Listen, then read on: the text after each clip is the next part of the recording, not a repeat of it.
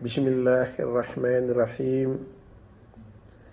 ñu fas yéene leen indil benn secret boo xamante ni képp koo xamante bind nga ko diggante timis ak gee ci bisub alxames sangoo ko guddik aljumma diggante timis ak gee ku yëkkati yat wala paaka wala jaasi jëmme ko ci yow jëmme ko ci sa kaw loxoom du wàcc mukk, loxoom dina tag ca kaw insha allah. lii ñu leen di bëgg a jàngal daal képp koo xamante ni bind na ko bisub alxames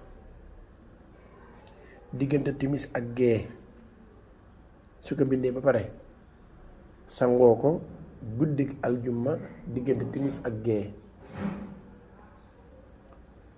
képp koo ku yëkkati aw yat wala paaka wala jaasi wala lu mën di doon bëgg laa faagaagal, bëgg laa gàllankoor, bëgg laa éliminer, bëgg laa lor, insha allah boo jëfandikoo lii képp ku yëkkati dara jëme ko ci sa kaw loxoom boobu mu yëkkati pour lor la du wàccaat ci suuf insha allah.